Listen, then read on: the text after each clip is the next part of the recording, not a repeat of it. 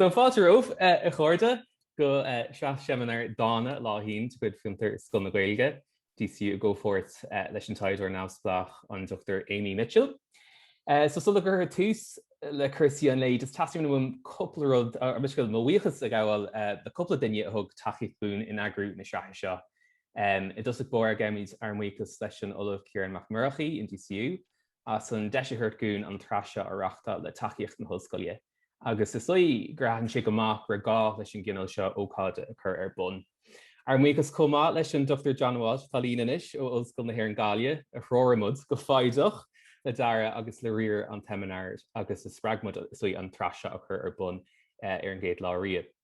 Tá bliain Harbh aisteach chuisteachang ar fad agus muid gobar ón Máile agus ag tagas go ón Máile agus ag duine taide ón Máile agus mar sin tam Harbh is ásta gur ghlach séisiir caintóirí leis an gura bhealín inniu an tachtain seo agus an tachtain seo inniu agus an tachtain seo thugan. Agus tuige míid go mac an brú a bhí armh sa cóhéic nua aibre seo agus tá go mórfií comín a go as a bhealín inniu. Cé go bhfuil díma arm nach féidirs an ócáid seo a chur bun ar láthairs mar a dtíortha ar campus na Níomhaire is cúis áthaisteam go bhfuil flú a bra an seo inniu a higgin gra agus go bhfuil gá lena le héid go ócáid arachtáil.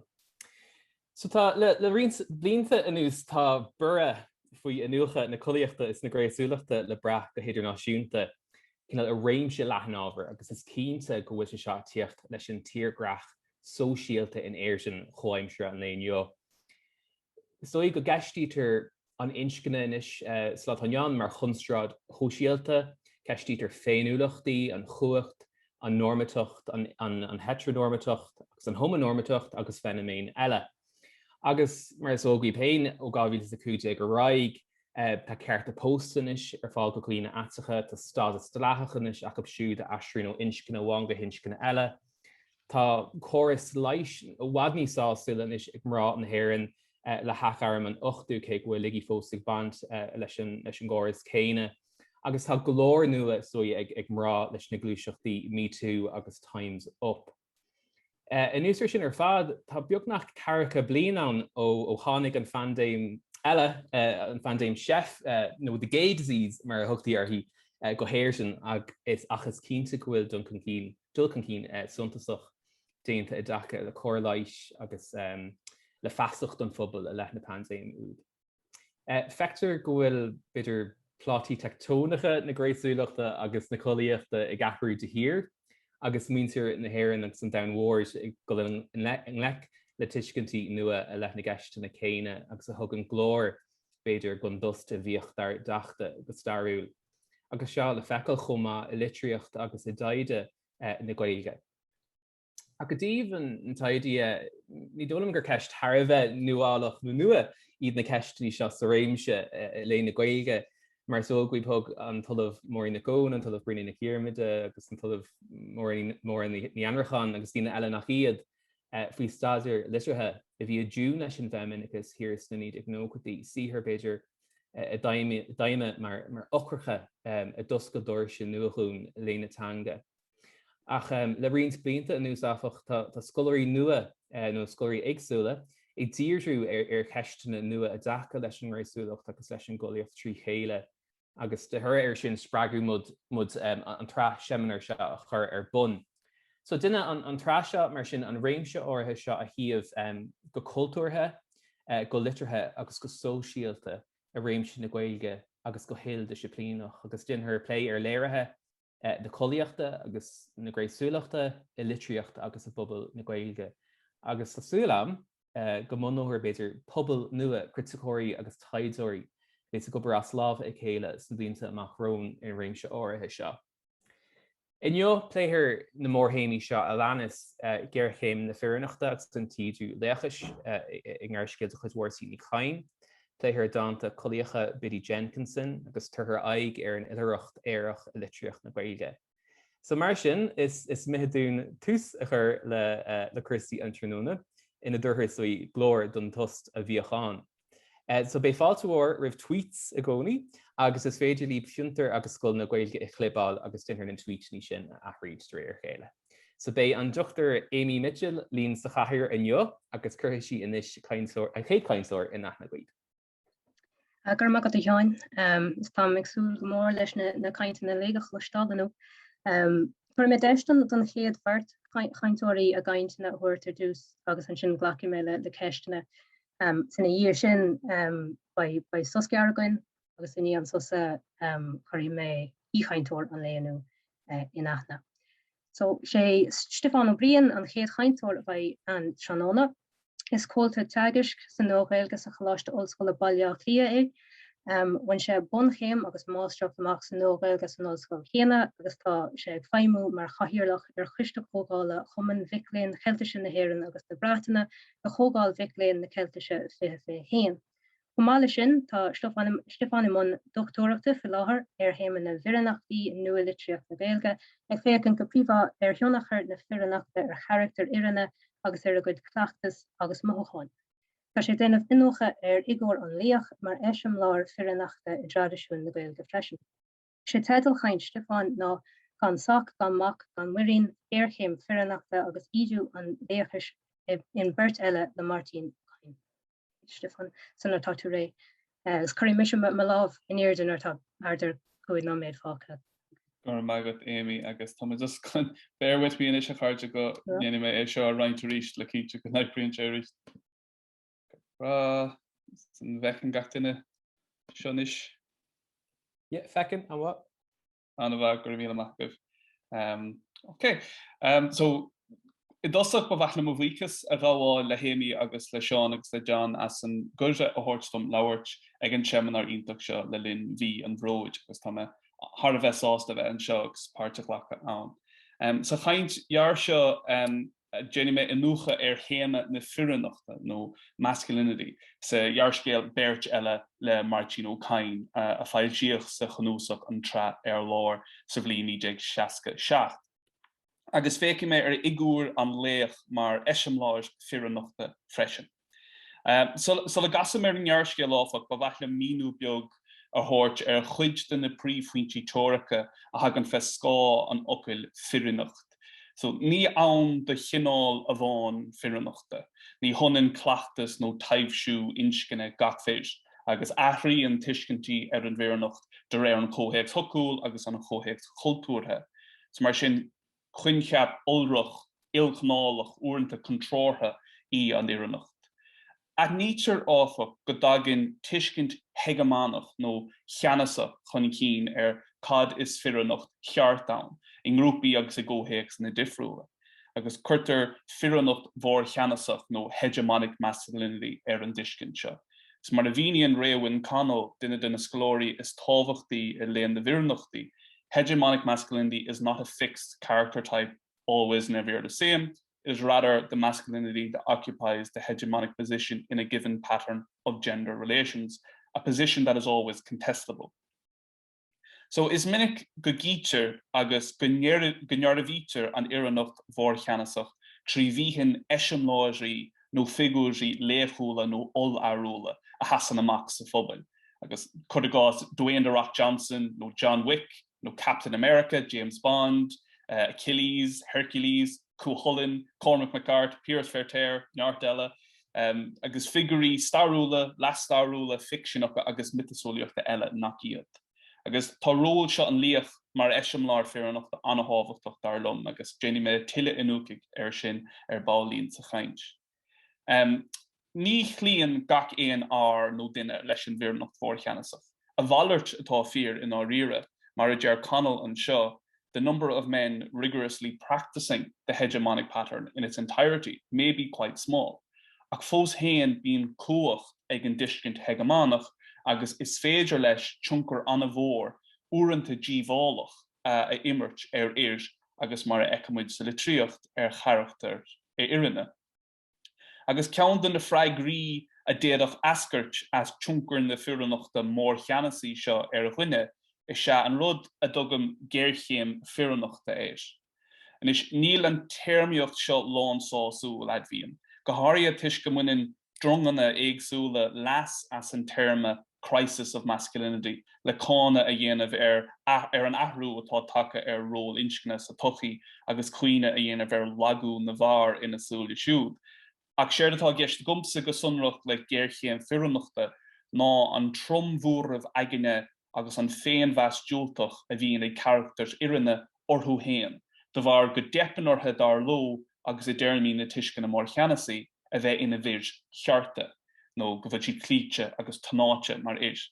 Agus Géarchéim farsanta féin-bheasa den saiseo a eicimid sa scéal Beirt Eile le Máirtín ó Cadhain. Tá fána éagsúla fanear Géarchéim féinúlachta agus Fireannachta Mhiceal sa scéal seo. So dosach níl Micilin an Mac a héalú. Micil héan gan sac gan Mac an muirín, per be céir de rinne an sac ní raibh Mac na muirín aige. An dúrach a gúil cré sa relic sin hir aire cá gháiltas mór a bhí ag dul chun báin. So in inchin Mhiceal agus I bhucail Gharóid Denver, tep a bhí ina héal fad, de rí go raibh cliste ina dhúlgus farige. Clán agus go háirse clán bhac a chur an saoil, chinóch a lína bún agus a thórach rééis an detre dó is saoil crua an róteach. In a háanta sin níl saoil sásúil colaí ag Mhiceal, agus cuireann sé cúis agus Miláin na míthásachta seo a bhain chéile bríd. Is deir sé, bhí si rómhaní aonnos, iontu hic a churbe agus bheith plóta mór de fadrín taringthe ón gceannairtecha. Íomh ní thucagartha ach ag padráil go naimhríoch sé lá ar na bhárach. So cúis bhí háisteachta farsanta dó héin mar ár agus mar chéile é sin, ach níos measa fós, níos measa ná an na cúise parsanta seo, is cúis náire dó an aspa measa a bhíon ag muintir na Comhairseannachta dá bhár. Stéir sé, spánach sé do fecha deall an bhaile seo, nach raibh ina gcuid leathanamnachaí agus grí, bod dawl, clocha coiacha, gawl bauer, ach an mauge an nille a giotíl héin. Agus le taggart de Léann na bhíornachtaí agus an tuiscint gur féidir le héagam is fisiúil, tionkur a immert, tionkur díomhálacha immert éon bheas Fireannachta an duine, is mar a bhíní an canal arís. The constitution of masculinity through bodily performance means that gender is vulnerable when the performance cannot be sustained. So a wide range of responses can be made to the undermining of the bodily sense of masculinity. The one thing none of these men can do is ignore it. Agus ní féidir le Mhiceal navargi in a Beirt arc irid. Fá Eile, fá near an na Géarchéim seo, ná a mí háisteach Mhiceal, go bhfuil obair a bh ná chéile a dhéanamh. Deir sé, an gatha an chrínach a gáil le chuid lé agus a chuid airg a ligan chun siléige. Nuair a bheith tamsaí a bhlias na behí. Nuair a bheith padrachlanna a thuras a gcuid don na cearce, sé nach gatha me léan. Obair bhuiinn nó obair na maná a bhí gceist leis bíothórstom lé agus leis an láin agus le chuid a thórstom na cearce. Teigimid sa saoil tradiisiúnta go raintí an obairtí agus an obair féarma de réir Gnéis agus de réir inscne, fectar é sin sa lábhleabhar béalaide sa a chur Seán O'Sullivan amach na cinálcha ceistena a chuirtaí ar gcuoine I le raint na haibre. So mar atá fecha goin sa ghearrán seo ag Mhiceal, déanann sé a iarranacht héin a bheas I dtéirmí fir eile sa Comhairseannacht. Agus imríonn an omíocht seo idir é héin agus fir eile annach ionkur an gcuí a saolaíonn sé é héin mar ár. Fectar é seo go soléis nuair a bhualann sé le Mac Tamsaí, búchalóg 7 mbliana déag díos. Bhí an scorach seo ag teanna suas le 7 mbliana déag. Chuir a cheannaigh bláfar farrig Mhiceal. A ré facas dó gur bheith an chuí a raibh farúlacht gcuinneúil an orfataigh I casa leis héin, go raibh sé clíte agus ag dul chun deire. Mar sin is bagart iarranacht Mhiceal dar leis héin é farúlacht ó Mac Tamsaí. Tá an bhagart seo le feiceáil go minic I litríocht na Gaeilge. Cur a gás an chuimhlint idir Páidín agus Bartala in ngearcéil líní leatharta teangaháil, nó an tainis epichach idir Fionn McCool agus Diarmaid Ó Duimhne nó idir crochúir McNasa agus níos McIsnig mar samplaí ón tradiisiún agus ón tanlitriíocht lua. Is láidre fós áfach an tionchar a imríonn fear eile sa chósannacht, padar a glanna éon bheas Fireannachta mhicil. Mohíonn micil nach fear cearta I gcomparáid le padar, rud a bhí gin farrig agus éadán. Déad padar a gháil ina ghríthe lis nach féis, bheith drandal an bhaige a bhí Bhí deolachín chá heiltige fe or a húil, fatníd nó Cathraim dairó a chó. So mohíonn mical aspa an héan mar I gcomparáid le Cathraim seo fadar. Agus gné eile den Cathraim seo atá ag padar ná an meas a bhíonn ag muintear an bhaile a chumas Collaíochta, nabhchasúil le báidre agus duile mhicil féin glúid. Deirtar sa scéal labba eile briste ag padar agus ag muirín go siúráilte don abhras seo. So tá meas nó tá caint sa bhaile réonfaí chumas Collaí agus physicúil fadar nabhchasúil le micil.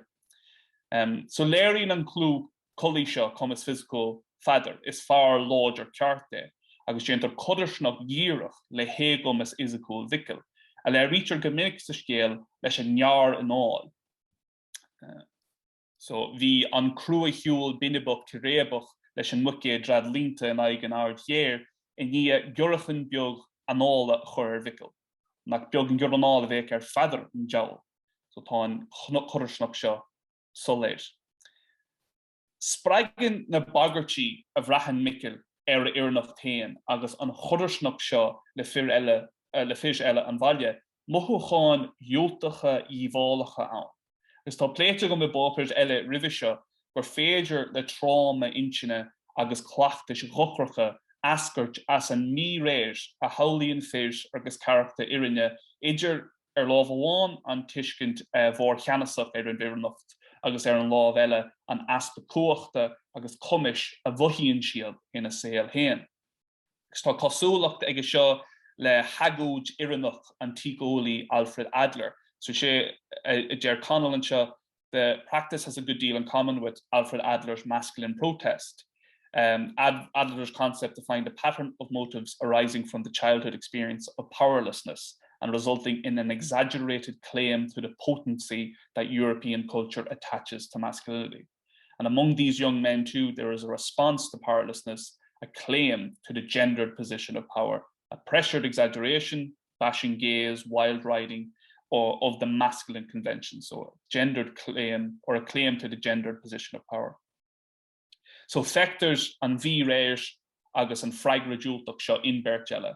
Is buinn mickle gasnes as bailí difriúla chun spréacha I gcuine na Géarchéim a Fireannachta Collaíochta se. Agus tagann sé amach tastíon uig an dá bhagart ratha ina héal, sin a bhain chéile bríd agus a chéile córa padar a bharú, agus rihin smuinte a más trína ceann tríd an scéal. Agus muíonn sé ribhe sin go bhfuil an neart agus an cumas ann padar a chlí, agus tugam súntas an seo de úsáid na níomháin na fallacha gné a spregach sín loch na si gan líise gan dat.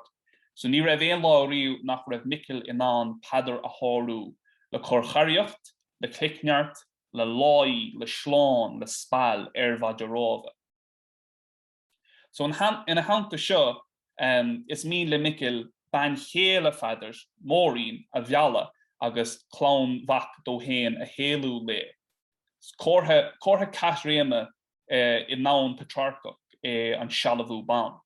Is feicim de scéal eile leis an gcainmh trína na sláite, oltábhacht an bhealta mar ghearabhú arúlacht an gharsúnóig is súile an phobal. So sa scéal áirithe sin, deir sé is fastach dominis nach an grá fad a bhí dom splanca nuair siúd, fán a bheits na firs, fán na bua san áit chlis na táinte, fán na Cathraime, fán a bheith I méal an phobal. Sus díal spéise a vinnice is a bhreathin féin bheas firs agus an iarnach mhór cheanasach héin bhaná agus halamhú agus smachtú ban. Tá neart samplaí de sin séirí chain agus litriach na Gaeilge an bhéirle agus eile.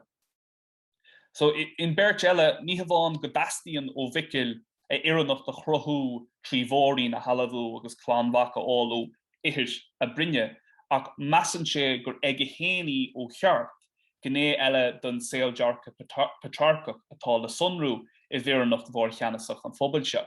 So Ger Michelin nach bhfuil sé ráte riamh ar sesin, gur bé an fearr a dheos an chéadmhar ar an man gur leisí ón saol. So is bailí iad na smaointe seo an buin Michael úsá deastú chuna chuid Fireannachta a dhearbhú dó héan. Spréacha agus mó déaláil a meabhrach atá ann. Ach nabhchasúil le freigraí áirithe eile ar an G iirianú is séthar eile, nílinn iireachtaí bhicil ach fantasíocht. Is clasa meabhracha iad a bháin nach gortar an gníomh, agus fanin Michael sánathe I réaltach í múach a híal. In riire tríd an scéal, címuid go deipin ar bhicil aon gníomh a dhéanamh a thóra Cadhain nó sólás éigean dó. Listáil an garóid Denver cóirthaí tepe bhicil sa scéal. Deir sé, I bhar héan bhí a gháiltas brá ag dul chun bán ceall saothú ceart. Bé a hac sesin an teachcheantaí deireadh ar an maille, agus bé an taonteach a bháin ar an maille nach raibh an solas nua electrocán. Cóirthaí folasach a tail ar hep bhicil I man dúlgaisí bonúsacha an éis. Scomáile sin tepin éir an tasal a bhí an ribhe ar an móthir a bhoga. So dírig Michael écht a chic ar a gáil bastalach chu a chuisin rééis na ceanglachán agus na ceanglachán sa macéad a dúirteach. Ag ath lína bhicéid dó ní éadach Michael gan a habalú gur barnú a cínt eile ina héal bóire eile a chuir sin chinútéir a bhí an dúirte bhicéid. Níl deire leis do bhicil bocht tepin ar ríis ag deir an scéal agus é géirí bia ó thuirt don le, rud a bheorí an dó a égomas mar dhuine agus mar ár. So beohé Michael in a dhígur ríist in dhí an le ach ardrabe ní thuach an le ar a chuid bladar. Mar hechan tasal mar bhí an saoil ag tethe uig, agus na blianta dóchas a óige agus an lánúnachais ag tethe uig agus ganíd ag fágáil daíocht aige ach gur náil. So, for an jaarskeel van geen Michael teppe omlaan Fireannachta, de réir hiskent de Fireannachta mór cheanasí agus jarke vikil héin orhí. Fág de ré klíte tnáte an bheocht arúil agus an commas fysachúil a hían sé I bharvelle I ní agus in asna bhain héan. Stéir sé linnig an deire, hiig Michael go raibh an chúiseacht nabhstéanach a bhí gá bhrudha chur cathúir leis na blianta agus a bheith go deire cho nabhaid múl le fearr bréige san ort nach méach pop gcuiche a ggéird le pop pasisiún pop bathe cáilúsca agus a nach nóach éon le an éirs gur inol gan bhrí gan éite é. So leis an tásúla gúil mé ócé ó hebh amaide ach ag an buinte seo ba bhaith an fille ar an Laochais agus ar ról an líoch mar eiseamláir Fireannachta sa scéal seo. So dosach is ceartam lua go nach nítear I léan na Fireannachtaí ról an líoch mar eiseamláir Fireannachta agus an chuí an jarabhíon an léoch agus cóirthaí an líochais an Fireannacht bhór cheanasach. So the figure of the hero is central to the Western cultural imagery of the masculine, a point reinforced by the warrior and hero archetypes in the current wave of neo-Jungian books. Scríbhach sin in níideag nó cuaig, ní mé cínte cé có flúirseach atá na leabhar neo-Jungach fel láthir. And le soléirú an tá mise I tagart go sonrach de hiiscint tradiisiúnta an líoch. So léach na scéalta idirnáisiúnta mitasólaíochta litrathe agus béal mar a bhítí an insint leis na céad blian. Tá lé cuimseach déanta ag Tomás ó Cahasaigh sa leabhar de heroic biography of Cormac McArt agus ag dáthí hógáin ina leabhar siúd the hero in Irish folk history fórtrú náisiúnta agus idirnáisiúnta an líoch sa mitasólaíocht sa litreacht agus sa bhéalagus. Ceall ama ní fléifar gach mé ábharthacht an na staidir seo agus fiúil lua inis go raibh féin folatiúil ag na scéalta léachais agus ag ról an léach agus gur figúr cruthathe ag an gultúr agus ag an bobbal an léachs na scéalta sin. Agus cíamuid má dhéanamid comparáid ar Michael agus samplaí idir léachar tradiisiúnta nach léiríonn sé na tréthe gascúla fearúla a Liútarléatar agus go depanéis an ról sin a cholíne. Dahan garóid Denver an bhír seo idir Michael in Beirt Eile agus an léamh tradiisiúnta. Léann sesin achtra Michael leis an lé agus Meitheamh leis. Léann sé an tactar seo mar legan don scéal Fireannachta fionn lorig na hóige. Scéal ina depin Jon Gabhar saol den saoile a gháil. Right. So déir sé beidir nach lé mé an lutear fad. Lútear tréthe le Michael in imimeach nearscéal agus na fis go fare a bhfuil óig téaltathe óig.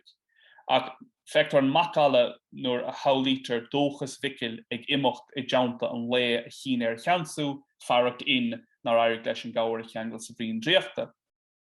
Dus churann an úsáid seo le réimse bhrí an téair sa méidir gur soléir gur móide tep Michael sa saoil chuir go mórtas le léach na litreaachta béal fion na cúl.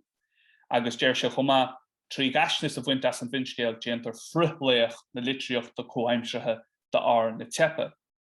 So mar sin déantar ceangal sa scéal idir Michael agus fion na cúl. Ach mar a déir Denver cé go bhfuil an óige téaltathe acu Beirt ag an buinte se, níl na mac gníomhartha catharéimeacha ná an cóúir a gascíoch ag Michael mar chúteamh gomas, mar atá ag fion. Leid is léic é fion agus beidh go deo fiú muna bhfuil sé an Gabhar a cheansú ach ní álaigh an scéal de Michael. Ní chlisfar umrá Michael i scéalta agus an an na líne. Seachas ina legan trú a bhéalach héan de bhean fáidí na chanan sé le linn scéal. Mas fear gur móide tep Michael i go mórtas leis an léir tradiisiúnta. Is fear freisin gur móide an Géarchéim féinúlachta agus Fireannachta a olingaíonn sé de bhar an comórta seo agus de bhar hábhacht igúr an léach mar eiseamláir Fireannachta. Is levéal rachadachta a hárlaíonn an comórta seo le fion na cúl leis an léach tradiisiúnta. Nabhchosú leis an néar omíocht idir Michael agus Padair. Ach fós héan sevríon úsáid seo an tanscéal tuiscint an léthóra na fórsaí cóchtacha cultúrtha a riúrann breistintí agus taobhsú inscinne. Feimíonn úsáid seo an léach level eile freisin mar tá pléite ag Denver agus ag go hógáin an agus nachfuil an tamagam dul go dána teachán. Ach is féidir linn Michael a léamh mar léirú an Ídiú atá take ról an léach sa nua litríocht. Ina rithléach luchtach nua íseach saol a stracailt hírí de chás na héine sa dán tionscaileach lúnach seo. Fréitléach na litreacht de comhaimsithe na tepe sin an rud a bhí gceist ag Denver an sin. Sin le teach chun conclúide far clíte cráte Michael in Beirt Eile a olingaíonn Géarchéim féinúlachta agus inscinne de bhar na míréire a hálíonn sé idir iarranacht héin agus tuiscint bhórcheanasach an phobail cadis far ceartán. Spragan cúntí síl Michael agus an chumparáid le farabelle an Géarchéim seo agus chepinéir in nach rud a dhéanann sé chun chuid den chuacht agus den éonmheas a heastíon uig a áil arás. Agus feimíonn figúr an léach mar eiseamláir hábhachtach i grothú agus i nearabhú na Fireannachta mór cheanasí freisin. Mar sin ní athir Michael, ní céile colaí ní hé Padair ná mac tamsaí ní hé Jon na cúl ach iride. Fáchtar go thomláin ídithe brúte síos ag dúchganút an tíl. Mar charachtar is léirú a chás dhí léchú an phríomhcharachtais san nua litríocht. Agus mar ghuine is léirú chlúiseach nabhstéanach nabhthróchraach na bathe déana. Ach mar is léirú cás Michael in Beirt Eile bhrú sóisialta agus cultúrtha na Fireannachta mór cheanasí, agus an tráma mothálach agus an annachchuin féinúlachta a déadach ascairt as an rú ceann céanna. Déir hir is léirú bhua scríbhneoireachta agus commodóireachta bhartíí chain a bhfuil héin agus bhfuil mit ar fad fós feghríocht aige. Gur bhíal amach. Stop share ish. Míle agus sin Stiofán kaint an simúl agus ba de se goin til lé a dhéine airdach do chud smuinte bail ach dús bhádom de hort an héad chaintúir eile an Dr Caitlín Nic Íomhair a chaint a hort. Is Léachtar le litríocht na Gaeilge I rainn na Gaeilge Ollscoil Mhá Nuad I Caitlín, Tá spéis Laochais san nuaíocht san iction seanra agus is éthar Máirtín I Cadhain, agus is scríbhneoir cruthach I chumá a bhfuil dánta agus Géarchéim sa léi Fáilte le blianta beag an nuas. Sé teadal chaint Caitlín ná créatóir agus cíocha cámhótíh is séthar colaí Bhiddy Jenkinson. Caitlín, tá tú ré. Marina Maigat Amy. Will na Meitheamh? Aine bhfuil siar Bhiddy Jenkinson leite acu tas acu go mbeidh gur amí crackan a churann an filidí, agus ní tá sé sin den na ndánta colaí. Uirinte bhóileat gur fuair agat íon iireachtaí anú breth ar dhearcú seasfach an aber Bhiddy in éon chur. Agus mé géirí daling lec le concrachtaí amadúla an tíothar cairríonn sé lamsa persóna éagsúla a aithint sna ndánta agus iad an leanúint ina nunne agus ina nunne. Iné sin bí me curtú mótífanna a hagan chun cin a rééis sa ríist, agus is ar jaán acu sin a bheits caint in leonú boníthe. Ar dús an spragu a aon an fila as anmhíthe a rinne ndánta colaí, agus an sin an anrahil anspéisiúil a dhéanann si ar chécha a rinne ndánta eile. Bei sé solir tríd gur dearcú cléchanach agus fiú neamh normatach atá ag an Eile a leith na Collaíochta sna ndánta áirithe seo. Agus an focail mór sin neamh normatach luit agam sula dosí mar phríomhobair an fapar seo bhhaile mar rá, gur dóilm gur bhéidir léamh ateach a dhéanú ar an saothar seo. Tásadí go mbíonn Jenkinson flatout a géirí déanarthacht a tharú agus a casúh teorannacha an chorp, mar eici muid gan second. Deir sí go handsolir ina letter to an editor, gur bé a cuam mar Eile an bhatha chreachnach a chealarú gan éon chodtí a héanú. Nuair bhí me héin am an PhD ar a séthar, ba bhinnic a haing me thugam teirmíocht a bhain le Léann na Collaíochta nó le teorgaí iarnú isteacha, mar hampla cean na teideal chealadeacha a bhí ar an PhD na burlesque Bhiddy Jenkinson, agus tá sé ráte in áteala ag Cadhain ní Léarchéim gur conceap eile úsaideach agus muid griniú an tíothar seo na an carnaval. So is dóilm gohfuil an bhíonach mar sin in léú ateach nó iarnú isteach ar an saothar seo. Ach ní hinna tá bartaí agam sa inniu. nó níl agam a cúg nó déag agus cibí tá daoine eile an muoinn sin a tá níos ilte hiige sin. Ach mar dearm is stoidm gur obair í ar fiú í chóirtear lámh. Sin rud a tá bartaí agamsa inniu na dúireach spléithú a chóirt ar chorpas ndánta colaí agus corpatha a bhfuil dearcú neamhnormatach nó dearcú fiú saofa le fecail amtú. Tal ama ní grinnéh a bheits a gceist a dúir inniu ar na mótífna seo, ró na bheithidís na ndánta agus inrahil ar chécha. Agus Bema a tarint ar rinseáid danta in seo, so ma bhíon aine I géirí cóp amlan na ndánta a ail is féidir dúr rifost a churthgam agus tá PDF réiti agam díomh. So gan a heile muile mar sin an chiad chéad gur bhhailm tarint arthaí na eiseamláir an nádúir na ndánta colaí. Is follas go bhfuil dús spéis ag an Eile ina timpplacht agus go bhfuil sí sár ilte maidir le feithidí agus plandaí. Curann miril tí bagad na batha glindar arthaí. Ach éilíonn si nach mé a cealarú in éon dóid muoichnach. Is stoilm gur féidir rá gur gur a bhádaí do fágannach na de hippie.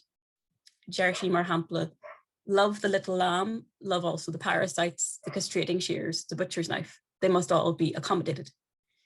Fecin muid an duibh seo sa Luúchan Alabama sarú 86, ina mbíonn si idir glindar agus uafas a bheith orthaí taréistí mantis religiosa nó praying mantis buineann a eiceil ag oíche a chéile agus iad amán cóireachtainna.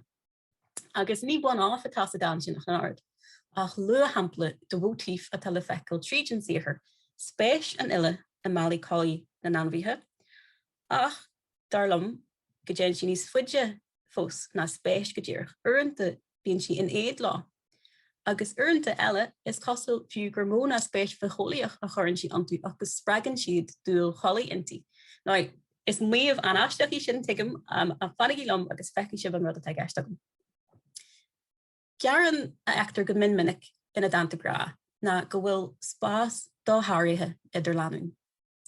Tá teorann an chorp ina bach a ríis is a ríist eile, agus bíonn an fila a glóir bailí leis an teorann sin a tharú. Dar ire baliste le Harmh na danta ar fad ina phléin si leis an chéime seo. Santíonn si éontacht ráheanta idir an tubiacht agus an objacht nó beidir an tubiacht agus subjacht eile ag brach ar de Jausnacht. Tá an teorann seo de hir a brúaici ach ní iríonn le hí riamh í a brú go hamlan. Dealraíonn sé go bhfuil réiteach na faiba seo ag feithidí sa Dan seanachil afach. Deirtear linn go bhfuil siúdan in an fannacht, quote, in éon bháil seirce bug báil chrachach I go naim cóghláte lena glú. Agus tá picture agam an seo taspantas de helidaí so sin gastropóid dóibh ina man seo so nuair bíonn siad aúpla go mbíonn siad gramíhead a chéile agus gohhanan siad mar sin ar fáil leap bliana uint. So chuann sé seo altacht agus glindar agus fiúmain iad ar an Eile agus tá lína fíor ranar scig chraigaideach a dro dhearú an Dan seo. Now, is Jackar gan a haú go bhfuil atanga ina pluc ag an Eile nuair a chasaíonn si go dramatú le ag istigí le seo mar lína. Ó, da má gastropóid sé sin sealaide. Da má gastropóid mid birch a stór nó angel chearta fiú. Arís, ní dóilm gur cheart talús lána anna degur ag magu ar fad atá si. I bhéine se na náran ar fad faoi spás idir jahollan spás atá thobag mar deirsi in an Eile go mrú faoi drancaide idir an nasnacha a tá fós ina spás. Scéalthir sé ach braham go bhfuil an lína scig chraigaideach sin thuas ar na sampla is fearr den bhascan idir súgrú agus de riire is séir Bhiddy. Agus buineann sé gaiir as na gcónaí tá se cho dána sin de má gastropóid mid birch a stór nó angel chearta fiú. Tá rudí gin Harbh trascach braham fan lína sin agus Harbh ag branar go maiid. Sampla a héan níos fuide fós darlam na an Dan fíor a dúin agus fíor snáasta iní léon I baras. So Dan seo fecinn muid an fille a glúcaíocht ar coppla béal atá am an choiríochtana ar urlar a Seomra Óstáin den 3 grad mar deirsi linn. Tugtar le fis ag deirú an Dan Bhiddy Jenkinson réalacha an tí seo, sé sin défense de mettre chuide droit nó na lector scrad ahis nó scrad colí beidir. Gosáiríonn si an réal sin agus a scrad haon spreice is cosú a cúpla na bheithidí os a ceann. Buin sé an lás go Jo sa Dan seo as an chodarsnacht idir virtuosity teangan an Eile ó thiomh amháin, le bhfuil an de chomhaiclíocht, imirtas focail, cód vascu agus galantacht na Frankise. É sin I gomartas leis an siomh brochach an Seomra Óstáin den 3 grad agus astíal an rarc ina omlanne. Banóg ag lábhartú faoi rá ehid in an cúpla. So fecinn muid a rís dánacht an Eile atá agrach a ra feice go maiid is atá ag bhfuil an cúpla na bheithidí seo a ardú go halíonn tríomhán chuid Fireannachta. Agus bíonn si magu faoi héin faoi seo in an Eile de chuid a bhaineann na bheithidí ach na bhaineann na Collaíochta a muomh nuair éironn si ard nósach in na chuid Fireannachta go depanar hí mar ghariador. Is bhfuilm clí le persona de bhan óg agus teannachar na nanmhíthe ach bhfuilm brathnú inis ó forspicteacht eile. Sé sin nairchan de chalín óg sénta nachhfuil in an teacht conréití cécha. Speisiú golóir tá ceangal a rís idir anmhíthe agus Collaíochta sa chéad sampla. Searmanas na fiola ina mion cainteoir in Dan go maileann siomh fuilteach an chopa búisteara, go maileann sé Gaeilge as mrátí a chríolann airch an fiol a cheannacht. Úsáidin an fille an siomh canan céine seo sa dhearcéil an búistear ganamí, agus bíon macna sin na mántaí le feiceáil go láidir a ríisian. Tá rud éigean faoi dhearú na fiola a spragan dúils na mrán seo is cosú. Ach an rud a spéist lomsa inniu na mí chomport an chalín óig atá sa sciúne leis na mrá seo, na mrá fásta Gaeilge seo. Tá an créatar óg sa Dan seo ar teachtracht I géirí sicín a cheannachta dá maithair. Ach tá baireacht naire arthaí an focail brest a rá os cóir bilí an búistear.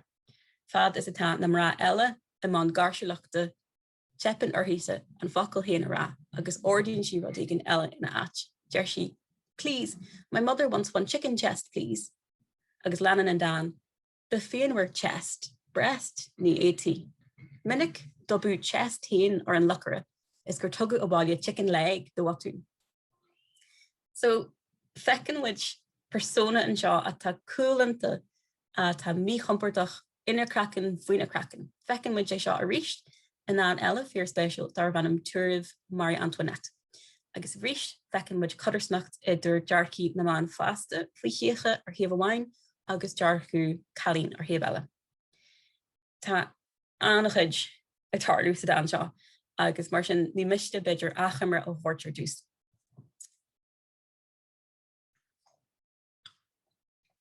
So in siad tardún ag tús an dain go bhfuil an fille ar thuras idirchasúil agus a ríist brahamid an teanga ina plach. Ar thuras idirchasúil le mrá céile eile ar dogan si lazy poos, chun brathnú ar glunne champagne a tá múnlaithe ar thiach chlé Marie Antoinette.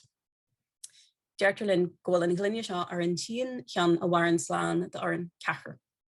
Agus lei sin tá íomhain na glunne agus leochalacht tucaile chéile agus fecin muid macalaí am muint as an dárad sin an glunne agus an leochalacht go maistriúil sa chadeile den dan. Curann mrá fásta mar fásta an leiscail an spéis sa tasmantas agus iad ag smuoinú faoi chiach Marie Antoinette. Sin aithríonn an pointe féchanna ag Caitlín óg an fila héin ag arc siar cosúil, nach dagan cad is céach an. Tá an chud seo den dan lean béithos iarúnta agus an Caitlín óg ag deanú trua den na mrá fásta a bhfuil ina focail héin crapán bhí chumtha ar an mrolach acu. Míonn si spéisial golóir a ríis go bhfuil an trua céine eici de bhrá as a galan bhí ortnach agus atá eici de anmhíthe a bhharítar a glábhad déine. Deir si dloch mo chuúla le truadaí mar dlochú ag an am don fiast an jaci spáid tríd, don turci a ráú sa gáirdín don nolag. Deir si dloch mo chuúla ag an am, mar sin tugann sin le fis go bhfuil an fila fásta níos fuair chúisí faoi seo. Ach tugtar léirgas ar perspectiocht an chalín ar fá rinthmhaid den dan mar sin héin, agus an file a cimhnú siar ar a mearhfuil sénta héin ina hoige.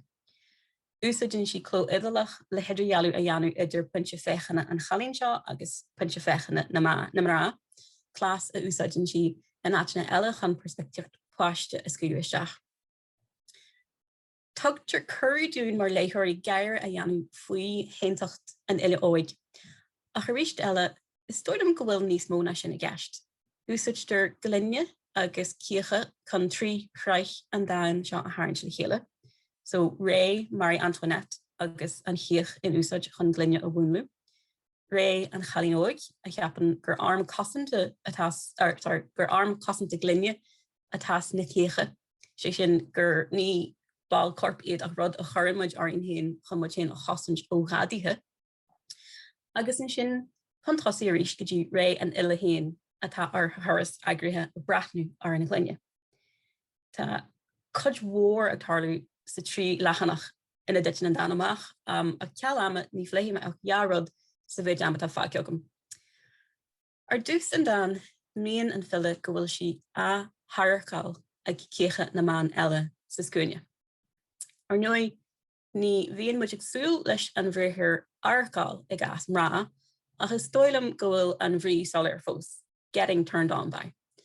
Agus í chur a corp héin a gomartas leis na mrá eile, lazy poos, Janan si eisian tú nó categóri Harbh dána orthú de réir a ddíortha le chuir sí anna ar stíl cíche éagsúla na man. Mar hampla tagrann si do chléomhrach Swaine na Franke agus de fairlí cóchrinne hasanna. Tá sé sin dána golóir a bhhain an sin go gcuireann si I héile isteach sa chomórtas. Míonn si nach bhfuil mór an eici héin le dul gomórtas lá. Go bhfuil si céal ard chláireachtach agus an brí a hiigim bhui sin na flat-chested. A fós cinneann si a ddíchail de han tíorgra agus í ina honadaí ar san na ddíire seo, I go mórtas seo na gcéach. Éiríonn an gran níos coscrí in sin, agus an cló idalach dúirt siar arás go dtí leitheanta na hoige. Castar babs arin, ban siop a milsean, a bhfuil brolach an mhór eici, rud a churann deistín ar na chalíóg. Deantar anna nu anáisteach an seo idir tón agus cíoch agus idir cac agus banne. Buineann an léithóir, buineann sé gair as an léithóir, ach brahan si nar chearttaí a bheith gair faoi ag an am céine. Dar leis na chalín gur tóin bhreise atá i ggéocha babs, agus tá antrú eici de cas. Rihin fiú ceist uafar leihí, deir si, an gacadis siar nó níor, nó tí ar saoil siar a níor a deanta. So is íoa a dúin agus grotesque fiú é seo de péir a tónacha a cac ag an am céine, cean tosaí agus cean ar cúil, agus néblíon is agin sa dearú an muidig magú faoi hinantacht an fáiste nó an tail héfa as ormach seo a bhascin cíoch agus cac. Tá rud gin séfa chomáid faoin úsáid cliste a winter as glunne chun Laochaileacht an chorp héin a bhlé. So ar dús luútear é mar hosint i gginne fóréigen, agus an chalín ó burthe nach ráiró ítach i glunne. Deir si muthúbnas inar smidir híiste, bé nar heag babs agus iad siúd Laochaileacht glunne, sé sin mátáisih chun iad seo a chaithú mar arm chosanta, ránig í rud níos fearr na glunne. An sin níos déanaí sa dáin, úsaidir motíf na glunne chun macail a uafar a bhaint as dícheanú Marie Antoinette, agus an cligan ag tiitiimisteach sa chiisnan inné. Cefnagí ar nóid gur corp é seo a bhí a airú ní bhád ó hin agus an glunne a múnlú. So, luútear Laochaileacht seo an chorp go sonrach ag fíorhearú an dáin nuair a deir duine den am rá eile agus ní animnítar í ach mar an rank, deir si ag deirú an tuiris. Léann son temó delicá, so tanna na cíocha chomána nó chóthígur sin. Mar sin, cé go bhfuil trí híis agus trí perspectiocht, le feicáil tríd an dáin, tá déús nó mí chompord bonús a héigin áirins síos tríd darlam nach dagtar chun réití. So chun tarint chun críocha mar sin. Tás a gin go maiid go bhfuil spéis mhór ag an Eile seo san aistíl agus san na dúine. Agus níama ag muomh in éon dóid go bhfuil na ndánta cluicheannacha seo aisteach a ggótheics a siarthar, cé go bhfuil samplaí atá a bhád níos tradiisiúnta eici chomáid. Ó bhhailirt gláán is dóilm go bhectar an tú san chórthaí sort an Eile seo. Spéis sa bhórtlaíocht agus san óréigen, seaú iltíomhach a chlúdaíonn snámchéine grán agus gean agus spéis sa darthacht agus sa bhiscas. Har ruderbí Eile is dóilm go bhecimid mar ecin go handúil, ach an grin den chéad scoich agus ard éirim an Eile. A téime é an Collaíocht ina saothar a thugann cad ráidí agus is fearr Biddy Jenkinson na gcónaí agus an tíirse seo a chéile bheici. Tugann sé caddaí dul an sprí le fuinniú agus sáilíocht. Creidim fásta gur bon don do riire in éanaach leis an sugrú, agus go bhaitir uaireanta chuirsís an ígur agus an léirgasach ar cheann den na gréiche is aistí agus is díomhre den bhecha is mén lei a chealarú in na homlanna, sé sin an dámh idir mise agus tosa. Ar Ghaeilge, ar Gnéasúlacht, ar tuiscint agus ar naspa tuiscinne, agus an passion dá háasta a echan le agus a depan ar a ggóí de nádúir na bhecha, an bharna rá eice seo a líonú chun aontocht chochar háasta a bhaintseach. Right.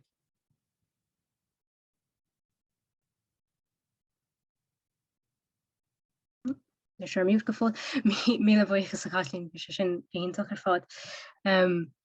Tá chun de thuirt do chuoineis ceistena a chur ar Stiofán agus ar Caitlín má tá ceiste géine.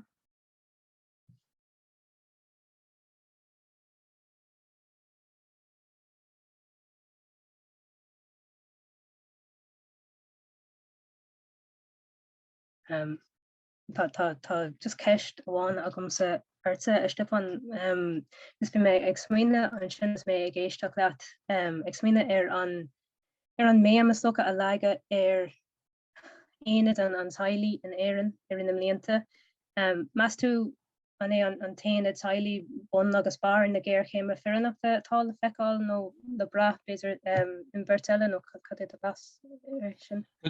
Tá sé sin spéisiúil mar tá an teilech má lémuid an teilech agus an téanna teilech tradiisiúnta mar chúlgus an dúlgus farraige sin a Louis Denver agus é kaint bhí hepe vicil tá an teilech tábhachtach ach buinn sé sin chomá I ggóhéics ver geile buinn sé sin chomá leis an talamh agus leis an gabháltas talún a bhí aige. So ní hamháin go raibhart mac a bheithe got le léirú bhfuil tú farúil agus bhfuil tú an ggóil an cumas a got sí le chur agus páiste héalú ach caihí mac a bheithe got anas go lenach an gabháltas talún a raig. Tá lé ag Caitrín Nic Íomhair seo go minic é ggóhéics na Collaíochta rinne sí agalibh le fearmóirí óige agus tábhacht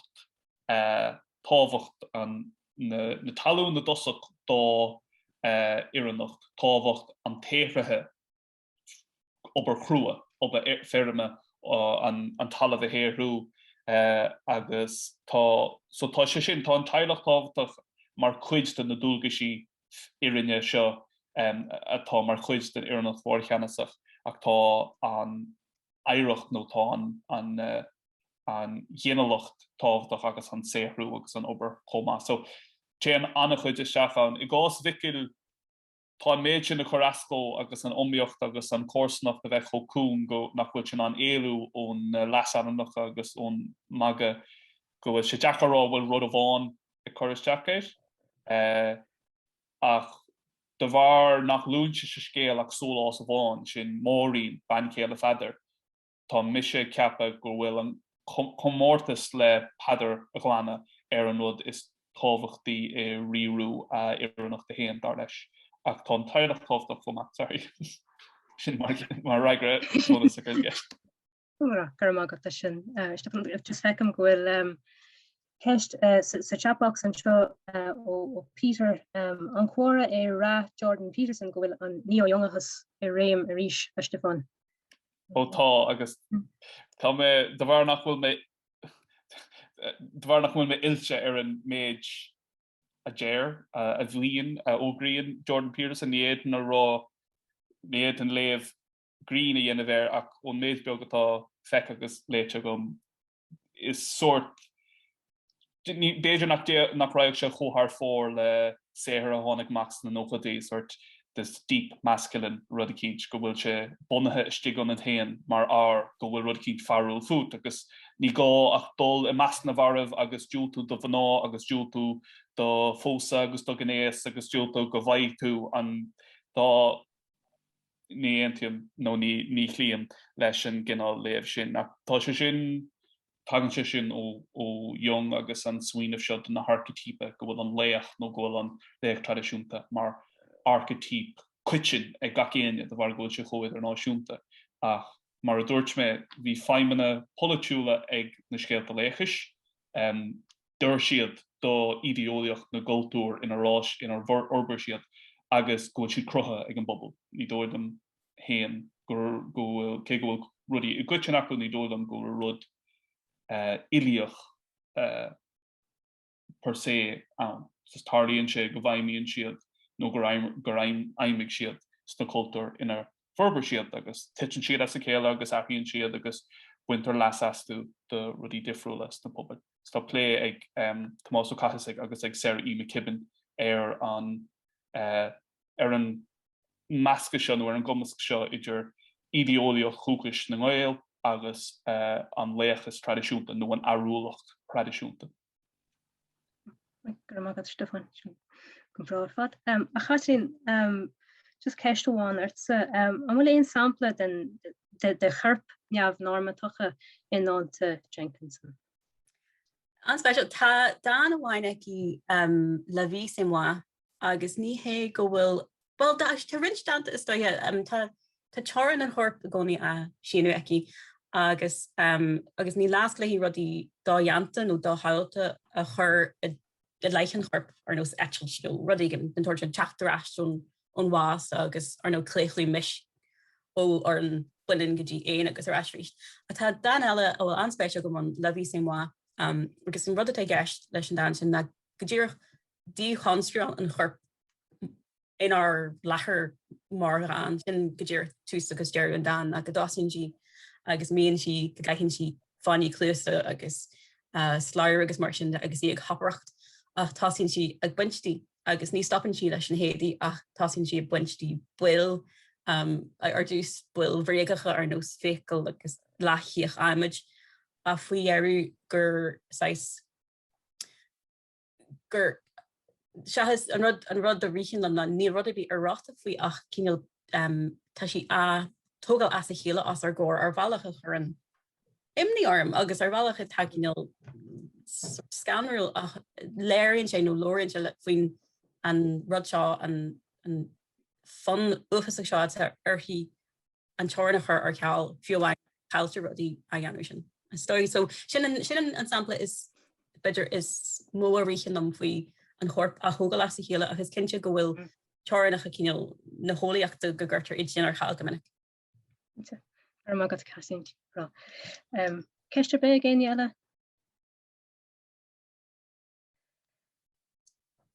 Okay, so am bhfuil mit chun sósaachcha a cheann ar bechóirden?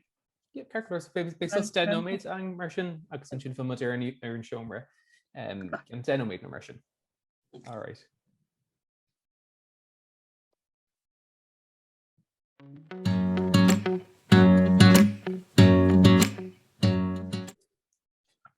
Okay. Profad. Okay, chairde tá an ás orm íchaintóir an Léann a Fireannachta.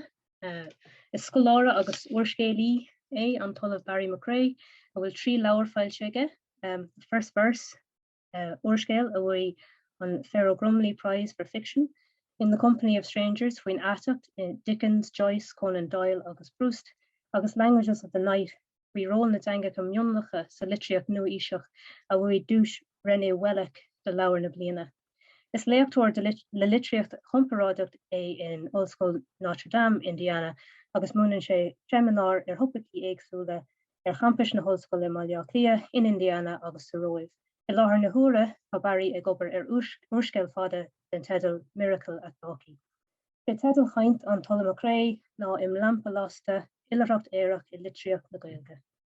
Barry, mún tú bheith. Magad Amy an féidir mé chlas go leir. Ok, well dúspáir bhil am bhuichas le Seán Léimi agus le John as an gurú seo tá cúismhór an óragam a bheithhar ndánta.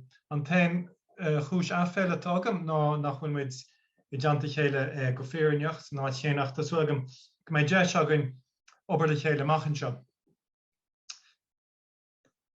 So for me tedal an well John an fápéir seo nó an rudatá agam sa rí biniún níos mó rudatá an níos mó ná machnamh pásanta is dócha.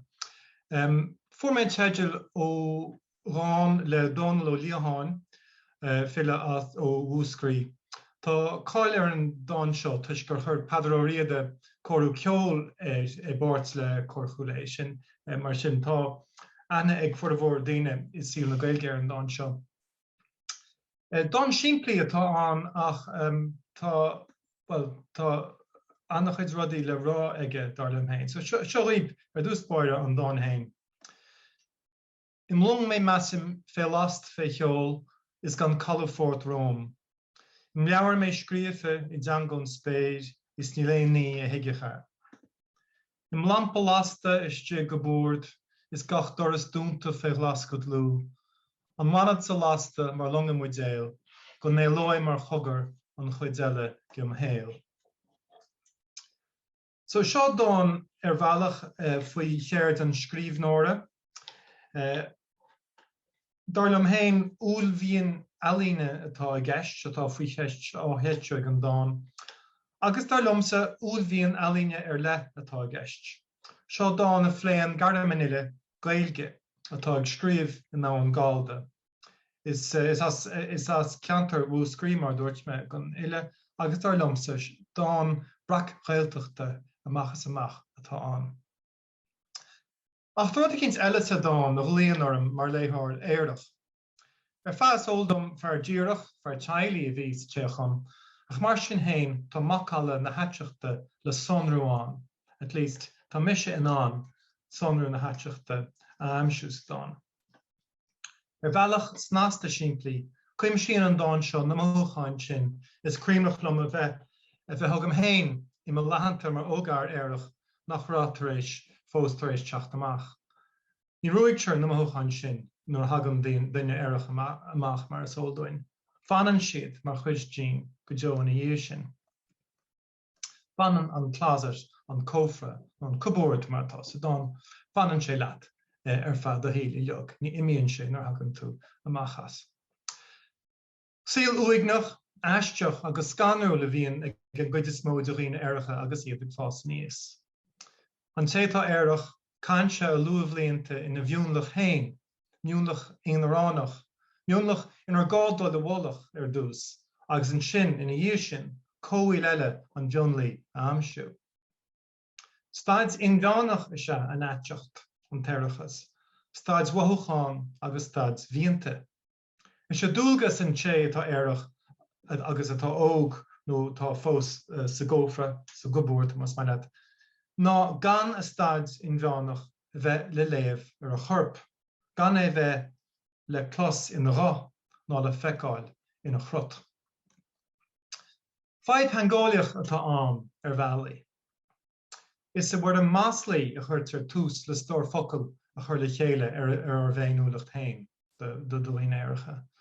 Nuair bhíos morálta scoile na 8 agus na 9, bhíoh focail mar bender, feag, gaylord, sin ceannas bhar am gaylord, tá sé mithe níos as an gcaint.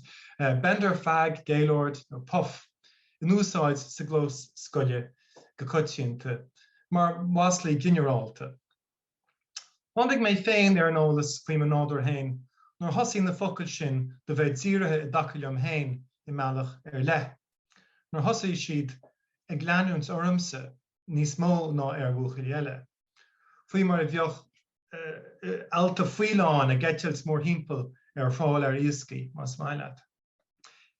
Thig méidir ar a chéile gur bhain na focail seo leis na mócháin aisteacha a bhí isteachhanam agus nach rá anam agam sa hain bhóib. Achtarnach is se an páiste éireach. Dóirí nach bhfuil is aige céirdí a hir rúchais nó conas gur bhéadach fiúire. Teanga íseachta atá á labhairt ag an páiste éireach, ach níl is aige céirdí a hanga rúchais.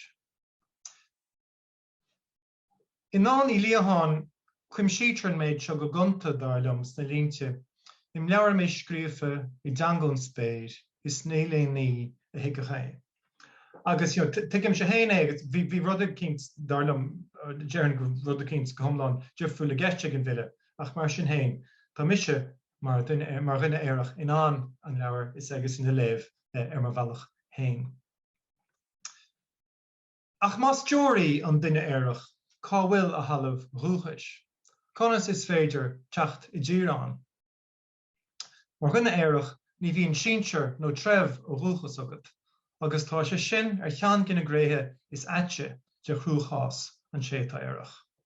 Is gá na síonsear sin a bhaint amach, is gá iad a amsú.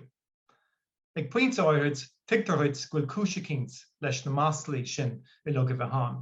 Go gathaise gúil daoine eile an ar an síl, a rinneann an rún sin leat. Teoirithe eile ón tír I natheanta sin atá gan ainm. Dosach báire aíonn tú na teoirithe eile cóhhuiil gon bheonlach, aíonn tú iad is stracéachan sí cuil chúiseacha, drúise nó cohiscinne. A bhfuil ar tófáil is stránséirí ar an tráid le crochú hart sé mar chásain a crochú hart I ranóg na leabhar éireach agus lesbíoch I Waterstones ar bhráid Dawson nach mardan. Níos déanaí aim síún tú iad I gcuideachta, aim síún tú gcuideachta is scátha an George nó Panty nó na tíotóirne ar eile ar a chéile. Sin an próséis atá an le deoirithe eile cóheoirithe a aimsú agus tú do an éireach. Is áil an cás sa litríocht. Tá George na litríochta Gaeilge agan inis, mar tá scríbhneoirí éireacha oscailte i gColl gon scríbhneoireacht agus is féidir linn a saothar a léamh. Ach ceart fan am tá caite. Cá raifá sa tóir ar chomheoirithe sa litríocht. Litríocht na Gaeilge mar sin leabhar atá agam inniu. Ar fanna géadta go dtí ann agus 100 bliana chuin, nó it was le 100 bliana chuin, Masú riamh gur an thoimignéasacht chomhfásach sin nóair a bhéidir fiú tagart tholéir a dhéanaide. Tá gan amras tagartí soléire le fáile sean litríochtaí na Gréige agus na Róimhe.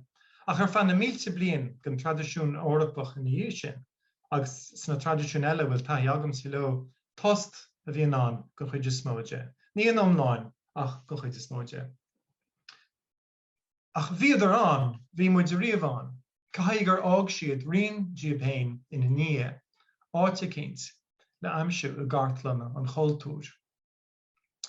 Tá is agan gur bhán do dhaoine éireacha, ach nach ra ceadacha bhíad hainach ar nua ar aglaib go minic go mar ófiad, agus níor masú gur cheadúach tagart tholéir, tagart oscailte a dhéanamh chomh. Ach as measc na níine go léir a chum a frasc scríomh nó rinne téacs na litríochta hachada, cá gur a reinsteine éireacha a bhlach a gcónaí. Líonn se le céil dómhrí sin, gimbeoch rud a cinnt dá go tain chuir isteach san stíothar ealaíne seo, san stíothar litríochta seo. Fiú na saothar a dtuigemuid gur scríbhneoirí heite gréasacha a scríomhiad, is fear gur bhaid na scríbhneoirí sin in nán ina rudíine éireacha le fáil, mar sin an cás an Eile don le lítham. Cibí acha a bhí is ag na scríbhneoirí nó nachra, cibí acha feici nó dóici an saoil éireach lena líon, is cinnte go ngeacha láithreacht an tíléirí a bhaim ar bhealacha cinnt ar na damhain igsiniúla agus na damhain uilite a chrutha siad. Tugann sé sin muid chuig ceistení na hanalíse litirthe, ceistení na hermeneutice agus na dlú le háireachta. Cá bhfuil rianta mo chompánach éireacha le sonrú sa litríocht. Ceist chasta gan dát ná a éifechtaí a labhraíonn téacs na orsa linne san aimsir láireach. Cáimmuid ar dúspáide éisteacht lena bhfuil a rá acha, seachas ar níomháin a hain a lorug antub. Sin an chúis a chuirtear mí aimsearthacht nó smaointeoireacht bhí aimsearthacht i le daoine a thugann faoi analís gon tabhairt seo. Ag seimineár a réachtáladh in Ollscoil Mhá trá faoin epic orsa ón Mesopotáim Gilgamesh, chúla mé le marách luas hain an bogus fiú a rinneú de dhaoine, a dahan gur a gréig an homogénéasacht sa gaidireamh passionta idir Gilgamesh agus a charadéil Enkidu. Ba an taine sa bhí an ná go raibh an túl nó aimseartha ag baint mí hiiscine as córdas Platónach. Níl fine se an gur homogénéasacht a bhí gceist. Grá bhealach a bhí an ag an mirt sin le mothúcháin a ngnáthráideas a charniúil, sin an rud a dúrú. Dína higann roinnt ina caidreamh fashionta idir mrá Victoriacha mar aanaise ar bheithí lesbacha chun sampla eile a thuairt scríb. Bhíonn siad san thíos leis an aonas céine. Cultúr eile a bheithiad sin i dtéirtear linn. Cultúr nach rath ar guncheap hain gan homogénéasacht acha. Ní mar seo a hiag na mrá hain a gaidireamh. Is ag brú smaointe an íonalís is fiche ar na cóhéacsnaí sin a támuid, agus is smaointe iad atá cifiíoch chomh dá réir. Now is scoláide garamúil mise, sin mu lí bheatha, agus mar sin táim teomanta go leor an tácht a bhaineann lena bheith i dún le nuans an difir starúil. Ach sa gás seo, leis an mós muinteoireachta seo, dar lomsa go daile cinnt i gceist. Daile gur bhéidir presumptive heterosexuality a chur sa méarla éir. Sin é, go nglachtar leis an heterognéasacht gan cheist. Is díreach é an duine mar a sonrítar a bháilairt. Ach té muid ahrú a dhéanú hermí na teiste, na termí a bhhaile tú a chur bonós ceann, agus é a chur sa tlí seo leannas. Caithe go raibh daoine airicha an, ní raibh ceadacha é rá amachchas ord. Cá deochamuid na rianta a dág siad ina ní. Is mó an seans dar lumsa gur chur daoine airicha a gcuid móchan faoi chuim cháirdeas passionanta mar ja, seachas an túir meile seo. Gur bhán de chineál cáirdeas heisir gnéasach, platónach, I gultúir agsúla fan na Gaeilge, agus nach an in éachar dóis. Agus gur bé an míléamh mí amsearthach a bhain muide as san isis, wa dearmuid gur grá éireach a bhí an. No fiú gúil seansán gur grá éireach ceilte tíhaiste. So níl muid a caint faoi lámúneach amháin ach freisin faoi rá faoin rá hain. Grá taobh tromach san áireamh. Agus I haithí hain is beg búchail éireach nach rá an rá le caradíoch leis le linn óige agus ní dóilm go mise I méanaar leis an daise. So fiú man ra cíal aiteach a géim chean gan na conventioní literáire seo ar chorbe rud atá dar lumsa I gosúil go leor, ach mar sin éin fiú man ra déadmuis saoú ar a laid gur úsáid scríbhnóirí éiricha iad mar chlúdach mar bhratfolí dógrid mochain hain. So é sinna le gráite codas ómis le rianta ceilte na néireach na daoine éiricha aimsú litríocht na Gaeilge. Seans gur an taide is cuimsí atá déanta ar bhéithe homo erótacha de litríocht na Gaeilge is le litríocht na mard a bhainse. Leis an gaidirh idir an iliocht agus pátrúnacht riaga choras na mard. Agus ach go háirid leis an slí inar ghrách le fili chuirsíos in an gaidirh seo I déirmí an fósta, pósú inar bheith an file banchéile a fátrún seo anta go leordóin. Crábh sparne I measc na scóileirí isí an teist seo nar nói, faoi céachab an conceit filete amháin atá sa teirmíocht seo, nó é an é go dúchtar léirú siimplí sa teirmíocht sin ar an tarint có Gnéis. Tá an aber déanta ag mór scóileirí ar na téimí seo ina measc Pádraig Bránach, James Carney, Máirtín Níomhaircha, mo chomh Laochais in Notre Dame, Sarah McKibben, Alva ó Cadhain agus a roinnt eile nach iad. Cén fá mar sin nach mothím sé hain cóluadrach aiteach agus an iliocht seo á léamh agam.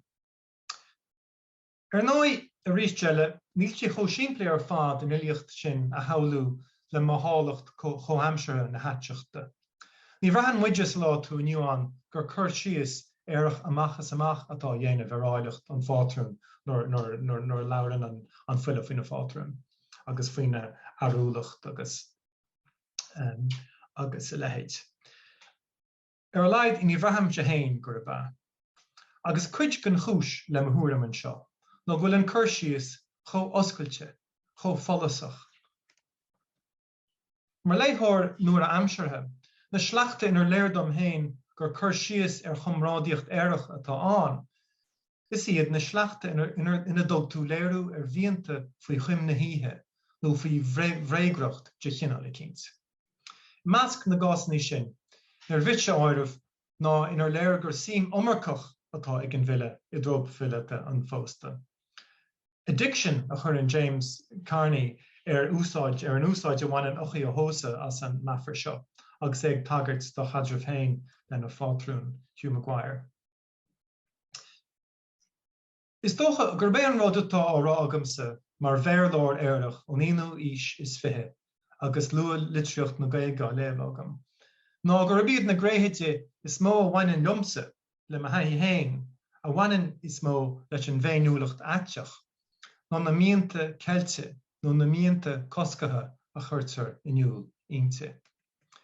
Mar sin agus mé ar thóiríocht ar chomrádaithe aiteacha I litríocht na Gaeilge, is go fíorthúis ó tradiisiún atá an tarraingthe ar dúspáide. Is teex ilúdar é tá an bó cúlinge a rinne éhlóidú gahaf na Gaeilge. Áil a wacha saoil sa Ngréig agus san Ind tá lán dain agus a lán am chrisna éagsúla le fáil ina sraithanna, agus iad fitse fuaite tíbhiste gantáin. Bhí síolta éiricha mar chomháir sa meascán seo, fiú má bhíodar faoi chealt. Caiise go bhfuil lorg lábha na néireach na daoine éiricha le sonrú an. Scéile se an táin or a bé an pósú heise gnéasach nói a átar ina hús, agus or a bé an lánún seo a thugann crop gon scéil. An éonmhaoinín agus an neamhrócra i léiríonn Eile agus Meitheamh, chuirdís a gcuimhneoid prom king nó prom queen ó teen movies an Mheiriceá. Beirt a ghlachan leis gur tóchtaí de chuile rinne an rámaí pásanta hain ná aon ní eile, haar aon rud eile. Téadam is féiniise ar bheitthí daoine éiricha a lorg ar cámhaid féiniise ar bheitthí daoine éiricha a lorg ar imil an drama seo. Drama king agus drama queen, cáimhaid fech tíobhthir gan stáitse mas maiile. Cáimhaid fechint i measc an il-iomad mion charachtar a átar sa táin. Charachtar ar minic nach faide síl hain an cameo beag thugtar gáib sa téacs. Cuirim se hain sim bhrónach agus sim ascuimse i garachtar amháin nach maidin nach cúpla líne sa táin. Sin príomhthachtar achtar tuige im thamán, sin an tabhain drú fuairseáir le Eile. Chur an saidir ina hair an éadaí agus Cadhain an rí ar thabhain, Jeanan siad maghuair agus seolann siad amach ar fórcan Cadhain, onas go mar ófié ag saidúirí ullú in onad an rí hain. Seo hí an achtra. Chuir muintir Eile mion riaige Eile ar thabhain drú, os rud é nach gach Eile haine. Thos a muintir ar na Collaíochta agus ag maga agus ag gáire faoi. Cha go cholann cloch leis ag áit ar a dúchtar á thabhain gur bhris clegan an drú. Síimsóir garamú le se thabhain, agus churann sé daoine ag gáire sin an téirde aige. Mar sin bhí an sprí ag baint leis i ggó luútar. Ach sort cap magi atá an chomá, agus is léir nach miste fáil ré leis má scá. Sa bhigur uig nach seo, síimsóir, or íorthiarm síimsóir is dócha ina cheasamh dó ar láthair an chacha faoi chlóca riaige agus choráin ar phlegan aige, agus ag scigaithris a rí, agus ag fannacht go dtí go bheice saidiúirí olaway agus go marítar ag cúcholané. Téadam is ains a dain, dealamh dehan iconografíocht fágóideach daoine éiricha. Tá an iconografíocht seo le sonrú in annach dátachaí scanáin na chuigetí mar háplach chuile áid tá sé sa táin freisin dailm. Léirún níos dearafí ar náteocht atá le fáil ón béire úd, fear ia agus cúcholainn. Tóga le chéile iad agus curú iliúns le chéile orb faoi hagas bheirt mháin, scáthach agus ife. Ach níolann muid é seo go deire na tána. Fecinn muid fear dia agus cúcholainn i dteannta chéile gon chéadúir sa ggóraach éonar a thar Liútarléatar. Beagnach ag dearú na tána. Ní go dtí an cá marafach seo a hagan stair na Beirt chun solis. A bhhair ar fad do Eile agus Meitheamh tá stair san hain achan ón Gaeilge. Agus iad ag tuairt aig ar chéile, casan feardia agus cúcholainn versaí saolaíocha lena chéile. Agus is as na rainn seo a anmuid an teolas ar chadramh agus ar chóstair na Beirt. Tá na versaí seo ar na Sleachta Fileachta is tríoch dúla dóil sa táin dar lomsan a ní mise scoláir ní scoláir mise gon tean Gaeilge agus chans gur an dríocht a bhhaithím sa versaí seo tagann sin as an an nascatá go leis an aiseach ach mar sin héin dáilmsa tá siad san tá an na versi seo na slachtaí filiochta is tríochtúla dá bhfuil sa téags. Taobh leis na bagartí fuilteacha agus na fógra fíochmhara faoin mua a bheithacha, fáilte versiocht na filiochta grá, agus dáilmsa is marmh an crí nach meisití se. Seo riamh inis trí rán san aisteachán áilíonn atá déanta ag an táin ag darach ó scolaí. Sean Chéan. Well a chéile héimiis I ngach cabharna is in ngach coscairt. I ngach cail is in ngach fásach. I ngach dorachocht is in ngach díhaid. Agus sin é an fá nóir chóir dit teacht a ggólan domsa. Sin prósach an irtá rárán filiocht agin. Nóir a bhíomar ag scáthach in ar ngeisce gráthach le chéile dorachach cam chóirt gach críche. Tú caram a chríise, tú meicme tú minne, ní mór riamh ba dhiile go hobaist do dhí. Sean Ceann Dearnach. Bhíomar in ar gaidlí crí, bhíomar in ar gcuifií chuile, bhíomar in ar bhír cóéirí, cholíméis trom cholú, ír trom nithe. In ilchríocha achtarnaí ar éin Jimimi sé cuairtú gachéin tír dor náltaí trí scáthí. Anis mar is ólaí ag dearú Máirtín Cúchalainn Fardia. Is é seo a leannas a dúirt Ciarán Carson faoi was Fardia. Fardia dies when Cúchalainn penetrates the rear portal of his body with the gay bulaga. Agus dearn Philip Bernard House, scoláire dor Hagar Carson, bhfuil feictear do Philip Bernard House gur caidreamh homoerótach soléir atá a gceist seo. Agus fiú dar leis an tearma gay bulaga. Dear Philip Bernard House gur ré an chial a bhí leis sin le aram gay bulaga sin an aram a bhí gcónaí a Cúchalainn. Deir sé gur an chial a bhí leis ná the spear of swelling, no, the spear of the sac, i.e. penis and scrotum. Is se bechéilí leapaníad Fardia agus Cúchalainn Tamil. Ach darlumm gur bé an rud is lú atá simú faoin gaidirh idir an bhirtear go rainin siad leaba, nó go sáin daoine amháin díobh an sé eile le slá sa tóin. Sin darlummsa an rud is lú atá simú sa gaidirh ó thaobh na haiseachta de. Is mó Meitheamh áfach sna damhain ghorcha a naithneide a rainin siad, agus ar thug siad cuairt ach nach bhfuil insint orthu, agus nach féidir insint orthu in nabhain an na tána. Réaltachtaí is séiad a héan tháirín insinte na tána, adar a péin a rinneadh na fíor iad agus ní luafar iad sa téags. Níl teachta an léathair orthu. Is beag sime atá an darlummsa sna blúiríní Collaíochta a dhéanann Carson agus an scoilear eile tagart chomh. Ní an caidreamh fisiciúil a bhí nó déadach a bheith háin idir an bhirtear an rád atá áirithe go náiteacht an seo I mo thuairimse. Nó is beag an sime atá go náiteacht. Is tácht ar fad domsa ó thaobh na haiseachta dhé dúil eile I gaidirh na Beirt. An maithú, an tón ina insítear an scéal acu. Ar bhealach a struchtúra, Briain Fardia agus Cúchalainn mar cheangal scáthán Ollscoil Eile agus Meitheamh.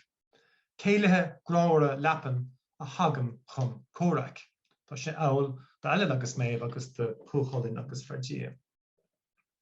An difriocht idir an dá láún ná bhfuil an caidreamh idir Fardia agus Cúchalainn san am tá caite, tá sé thart. Níl trocht sa táin ar na bliantí sin a chahadar le chéile in ilchríocha achtarnaí. A chuáin an tagart rúrúnda a dhéantar an seoráid ar imil an máis. Mar deir Marcel Proust scríbhneoir ar an meon haiseachta fitte fuaite I ngach gné dá Héarige. Les vrais paradis sont les paradis qu'on a perdus. Na páiris is fíre na páiris atá cáilte againn. Nó agus seo aiseachán just gunta a tharraigh Seán Mac Risteaird ní páras go páras cáilte. go maithagad Seán as an Seán seo agus as na multi teangan eile a thugtugam.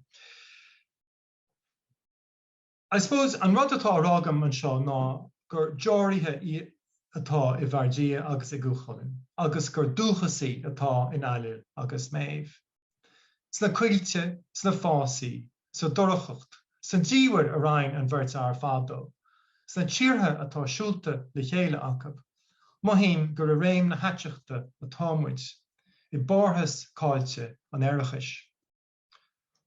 Rud is táchtaí go mór faoi lánú aiteach idir fardí agus gúcholinn ná nachhfuil aon tochaí acab ag an lánú. Ní féidir é dhéanamh amach ach nuair éachtar siar san am a caiithú, am atá I déalach os nádúire, am nach ól agus atá cifíoch. Níl aon rainn ag an gaidir bhar an tochaí, agus ní chuirtear ar thuaille an léthairtha é go dtí go mbíonn sé ar tí a scrista. Cadidir bheith nach féidir a nuachan. Ní thucaí tormhar agus ní bhain dar a glúinte an do dhéasca sin. Mar a bonan ar nói agus pósú Meitheamh agus Eile.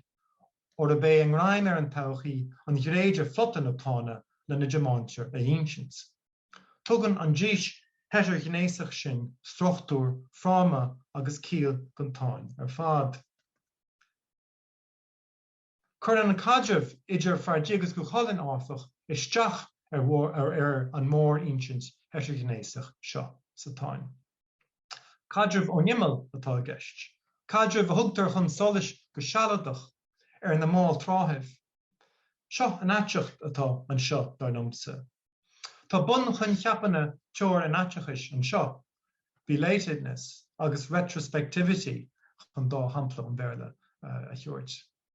Tugann an díos léargus dúin ar bhallairt temporálaachta, temporálacht le na muineann dorchacht, díomhair agus ilchríocha achtarnacha nach dúirí an táin cuirt go deo orthab. Tugann an gréis seo an dáin tuiscint dom faoin charman an béarlóirí éireacha san Ghaeilge, Pádraig Mac Risteaird agus Brendan Behan in a Mask. Agus tugadh sé tuiscint dom faoin dúil ascuimse bhí agamsa go deo I gcultúr na brac Ghaeltachta. Faoi mar a dúirt mé a dús na cainte seo, dúchláin teangólaíoch ar rings bailí a seanseocht I ggóis mar ghine éireach. Teanga íseachta atá a labhairt ag an duine éireach, ach níl is aige, céirdí a hanga rúchais. Le tagart a dhéanamh arís gon dána spreag an chaint seo, tá síon an séta éireach a híl ina lampa lasta is siú go búrd, is gach doras dúnta faoi glas go dlú. Teastíon bréagrocht de thuirtan sin chun póirteach lacha sa tuchaí mar fáiste éireach. Fólam fríomháideach híreach í sin, fólam a bhaineann le teanga ar cantar dúchais de chuile Eile agus nachhfuil fáil ar lucht a teagaisk. Teanga ar gá í a ólam chomá sin go greidhí gur a bhí de hanga dúchais í. Mar an dúirt hana rugú daoine éireacha mar achtarnaí. Tá is acab nach a deanga héin atá labhairt acab, ach níl teacht ar hanga níos dúchasaí acab. Cuid dín nach í an Ghaeilge ó deanga dúchais. Is sin é an rud a bheallan chun na Gaeilge. An cabh a ní an dúchais, agus an tuiscint nach cantóirí dúchais muid, ach gur féidir tearman amsú I bhólam na Gaeilge mar éireannach a tógú le béarla, teanga ar chóir se an Ghaeilge ar chóir í a bheith ó ruchas againn. Is féidir linn ó nachtarnach a chur aniu go hill is go thomláin. Tradiisiún barnach na Gaeilge an brisú foréigeannach a dulling an teanga tar éis chachiún táile, agus fáin a nafhiúch nóra níos déanaí maidir leis an teanga chuirt a rais a ríte ar an síl, bíonn tarint láidir aige seo ar fad ar an maithálacht éireach darlam. Tá gaiscí iontacha baint amach I litríocht éireacht chaimsir na Gaeilge, chun gás ndánta I Harcaí nó prós I Chnéile. Sin é George de litríocht na Gaeilge, nó Pantibar litríocht na Gaeilge, áit a bhfuil áitichaí a bhfuil an teirechas a mu faoin air.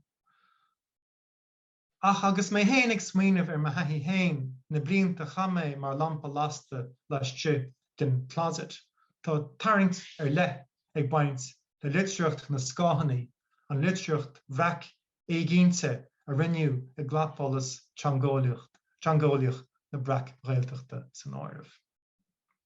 Na taibhsí na mianta agus an tidir híl a harigíonn staid na Gaeilge. Bíonn siad ag táhaint ormsa atá éireach gáilde. Aithníim orb a gosúlacht le dúil an duine éirí, maidir le ceangal a dhéanamh leis an am tá caite. Le sintir dá gcuitéin a amsú nó fiú a chrothú.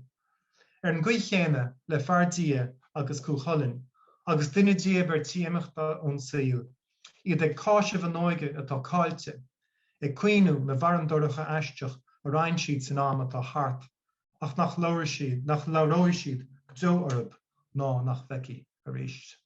Gur maithagaí. Gur míle mágad Barry, sin an simúlar fad. Bhil le héine ceist a chur Barry nó túram a roinnt leis?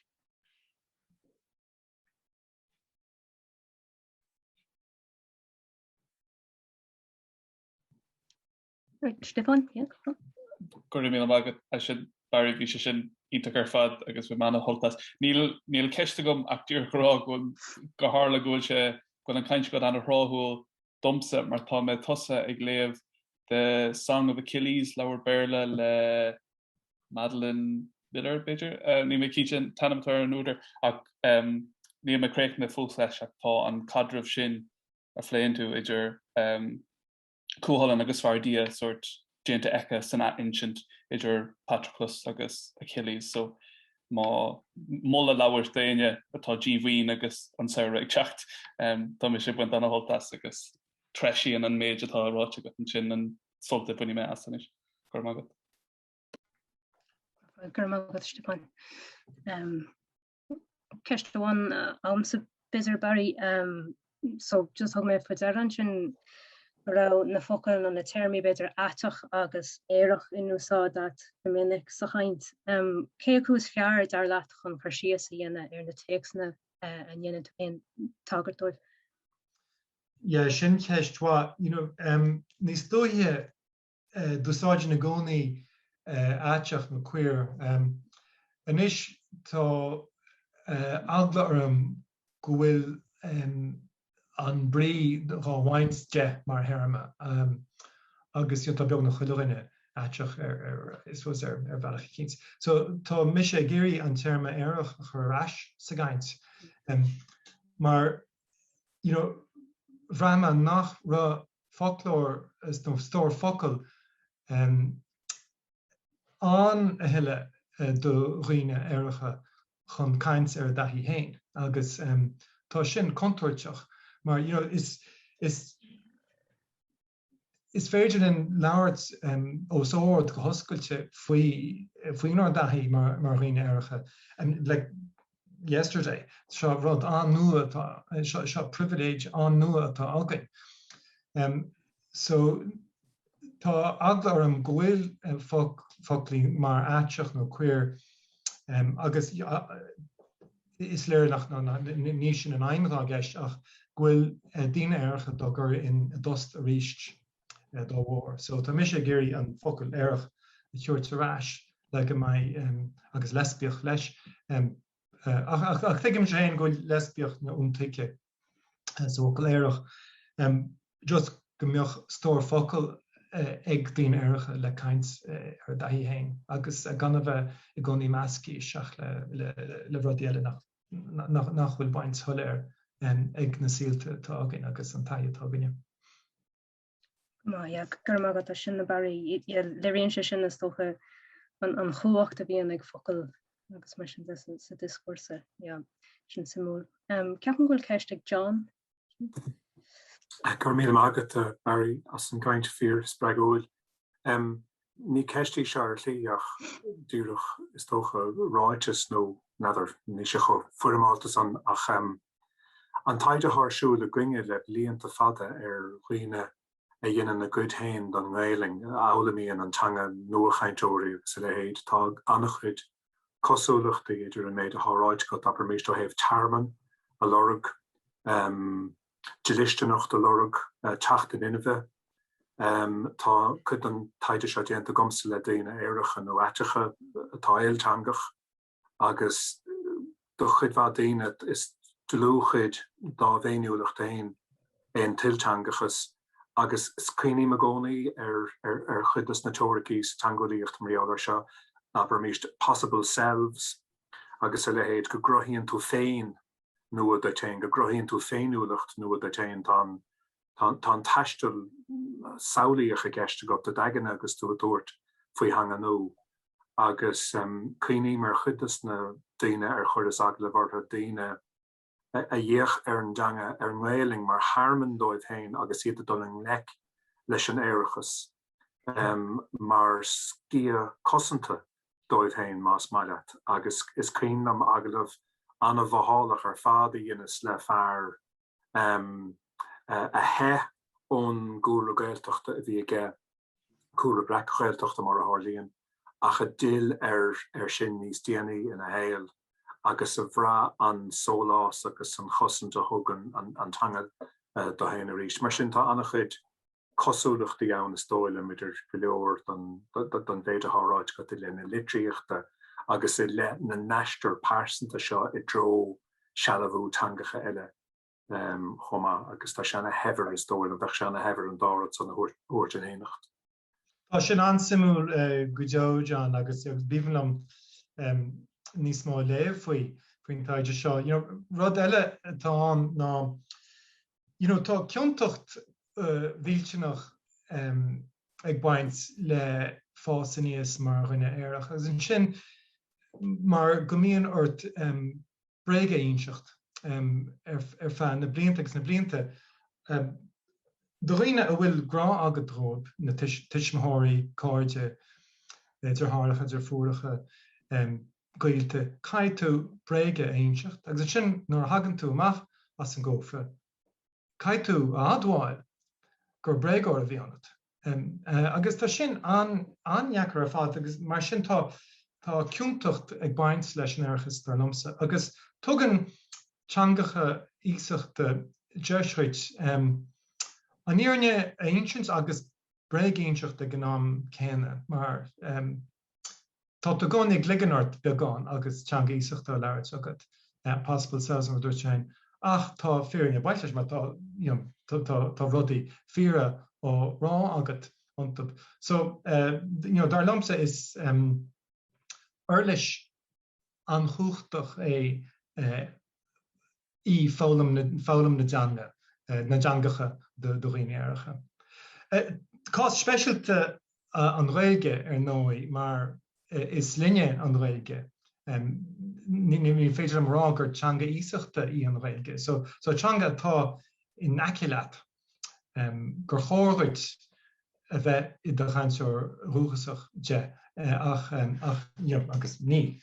So agus mar sin tá crucht ar le nó tá symbólachas nó mafrach ar le ag baint leis an Gaeilge do riine éireacha darlam. Mé mágad Barry.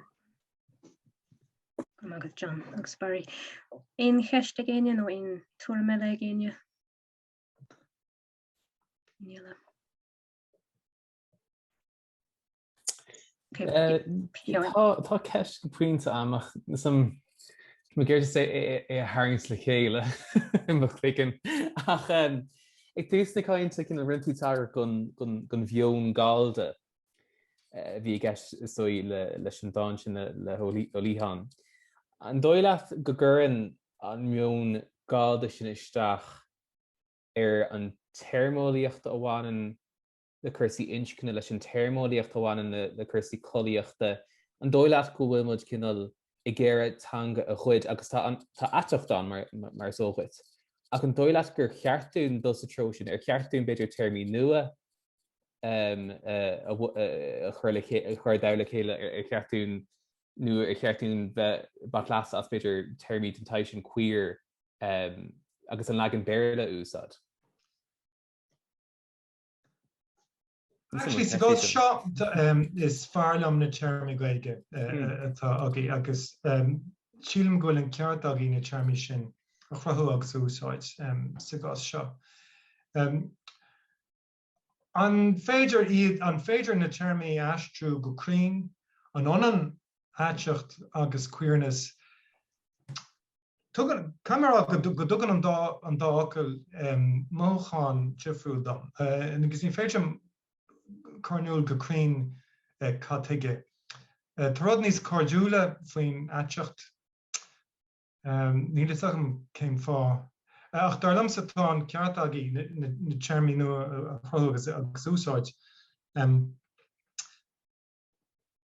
Agus níor chóir I gcónaí bheith ag féchans rán an bhéarla chun rudaí mar seo a ólam. Tá gnéithe difriúla de queerness de aiseacht fud an domhain agus tá daoine Tá an-obair agus obair an-himúil á dhéanamh ag daoine I dteangachaí eile. So, níor bhaid liomsa an domhain acadúil an bhéarla a bheith agan I gcónaí mar mádal, mar cheannaire. So, tá Collaíochta sa bainteis mar sólmhaoibh tá meon an Anglosphere mar is arthá.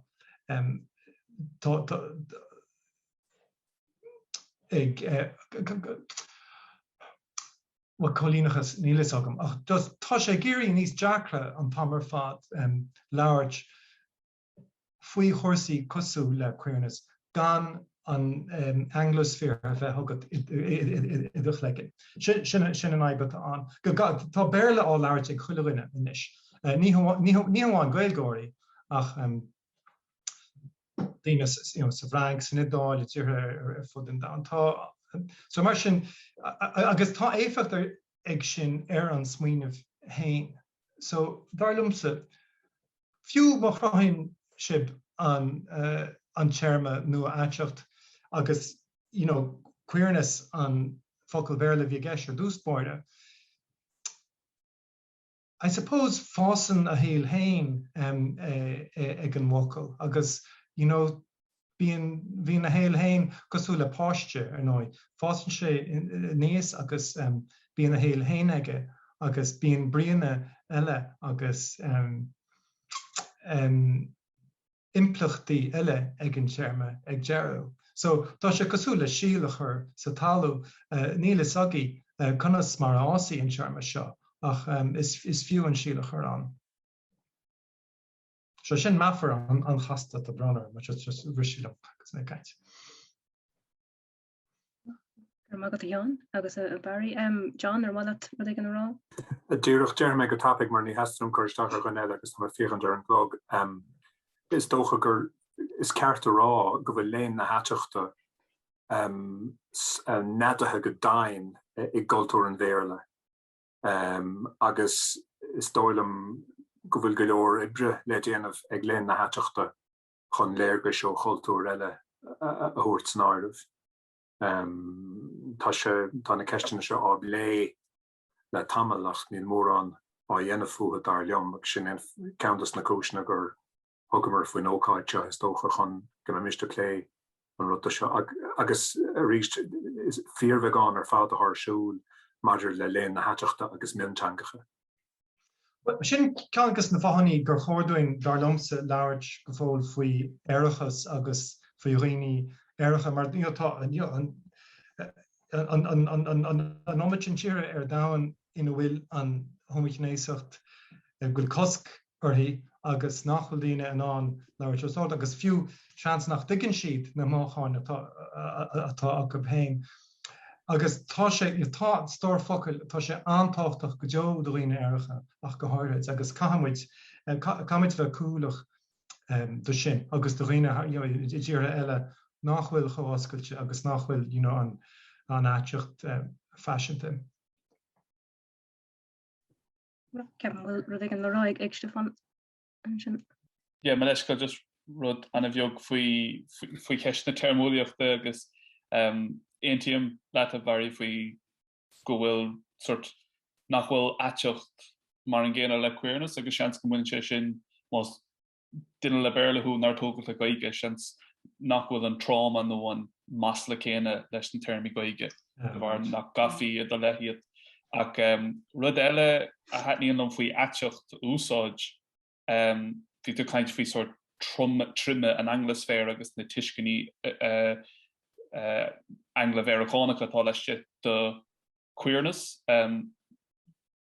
Is féidir sort cóhéics náisiúnta nó cóhéics siarolaíoch a labú seach sa bhocail Gaeilge is teagraíonn sé do hathí aisteach nó éireach na Gaeilge nuair learn faoi aisteach. Gus cuilam rud a léamh ní cuilam an túdar scríomh ach bhíidir ridir siad croigh siad terma queerness, sort úsáid a bhocail queer le sort queerness nó aisteacht bhéarla na hÉireann nó aisteacht lucht na hÉireann na choranúil bairmsa an túdar a chum an focail sin queerness a choranúil, but sin na hetní an lumsa fe aisteacht agus an na Gaeilge mar therma tá taithí na Gaeilge agus taithí an duine éirigh nó aitigh in éireann níos soléire an seans gur anmal hála bhí an Seán gur magad. Fad a chuhín Díach ceist faoi chósaí téirmaíocht, bal dúsach báide bhaid me ansáas na caiintíí le agus tréslíam iad leis an túúr. Cuasaí téirmaíocht agus mo chuid teála sin seo an cowdaí tuigim tuigim ilehálaí agus a hálíí tíir da an bhéirla da léana a bhéirla mór an fearan. Ach lehétí Paul Preciado agus smuinteí a bhíonn sa gobaid ó trín an cheiricín go hangachaí feicear hain go maiann siad College náisiúnta amach deirí hir sa bhéirlan ó sa rankís. Ach an cowdéis sin beidir bhfuil daoine eile chomáile Preciado a bhíonn sa scríomh ngá cheanó tí cín go hangachaí agus dá réir sin go deagan ceiste na téirmaíochta chun cín go nádúir níos minicí ach beidir bhfuil dul mór am mo chuid teanolalas faoin ar an cheist ar bhealach. Sin go an ceart agad fantaí bhín.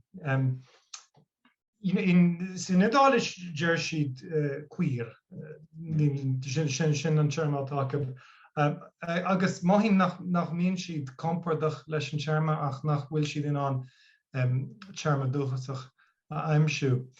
Tá an éúlacht éúlacht chomhdánach inis sa ggóiltúir agus an fáiltá tíirde ná bhfuil muid lug níos mó mar an ggéine sin tá an difriocht ag gimimecht as an dáin agus sin fá bhfuil an éúlacht chomhdánach. So féinúlacht ar lethe atá san airachas so náitseacht agus tá Reinstein a géirí píosaide a bheith haca le go mé féinúlacht himúil acu. So just mar dúirt mé níl mé géirí nach mai stór focail agan le caint faoin taithí ar le atá ag daoine airiche ag fás a níos nó ag marachtáil nó. Fad gur mai go rig bhí an fleisin an himúil ar fád. Mar bhfuil ceiste céine eile is féidir an beidir chríocha chu leis an ceiste. Just bhfuil an point eile anna module daoine tras agus cap mu sé tábhachtach chun focail asú go bheith úsáid chun daoine tras a bheith san ámh ar an ggóra. Ach an úsir sin tá termí ODD Ídiú agus túisceart Americá two-spirited agus sin mar bhfuil dul múir tá focail eile ó na Filipíní agus tír eile agus tá na termí seir fad anna dhiafriúil agus ní féidir iad ámh le chéile le ní hanan a bheith two-spirited agus bheith tras mar a hiigimid san éarthar agus ní hanan é agus a bheith éireach ach iarra tá sé féidir áitéigin idir an dárod ach is sto go beidir daoine atá in éireann daoine le Gaeilge nó tá pléine cuasaí seo an Gaeilge tá mé ceappa go siad ag bunú an péisáis turas atá acu ag ahrú ó isteach I duine tras gúil siad ag tógáil an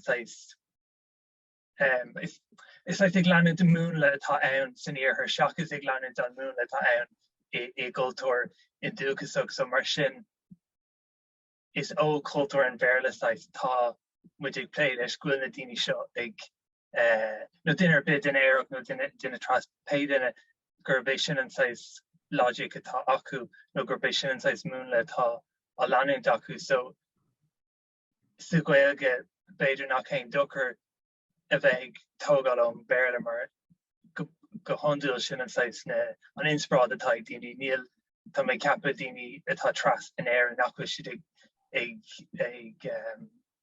brandúir daoine an dúchasach atá tú spirit na beidir go bhfuil ach so yeah so just beidir rud eile le chur san áir an sin Don ceart agad sin I suppose ní honan na rudí leog seo tras éireach ateach ní honan na rudí sin legus Comid Charmy Jeffrúla a bheith hagan freisin.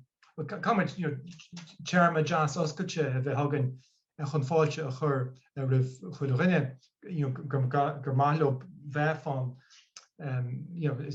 sa teachlainn. Ach mar sin hain tá na rudí seo Jeffrúla na chéile agus comid caiintanga sin comid stór focail a bheith hagan chun sin a chur aniuil. An taim Tein rud bhfuil amras agam faoi ná Charmy a hagan mar ó ruchasí Verica mar de rá is iad daoine bána a frohíonn na Charmy sin. Le rítear na mílte le riamh na mílte teangachaí America mar na céad teangachaí America agus bhí Charmy Jeffrúla tá teangachaí America nach bhfuil gail ar bith adarab Bhí meáin Jeffrúla ag chuile chultúr a dtíobh an Gnéasúlachta I dtíobh na Collaíochta a dtíobh nincinine. So bhí mise anamrasach nar deardíine óis bhí dúchasaí Americánacha bhí siad an oscailt ar fad don áiteacht nó. Seo an téirme a dúsáid siad. Tá sin contúirteach go lágus tá contúirte an cholíonachais an. So just bím sé hain anchúramach agus méid caiins faoi na cuasaí sin. Sin an tain amras tugam. Gur amach chonal agus gur amach Barry. Is féidirlinn críocha chur leis an sesiún mar sin agus tis gom gur bhfuil Seán cúpla rud a rá. Bhrálam an treibh seo thuirlumm go pantíbar láthreach ach ní féidir líon sin a dhéine beidir an flionnte thugann naúna na nólathe ach níl duine am inis ach léisir chur leis an tróna agus gur mí maithaí as freastal ar an géad lá de DÁNA agus armígus le Stiofán, Caitlín agus Barry. Tu go mud arás le chéile de híine se thugann ar 4 PM a Risteaird agus bé trúrchaintóirí eile líon chunal ó dír ó uras taid ar Idiúgus.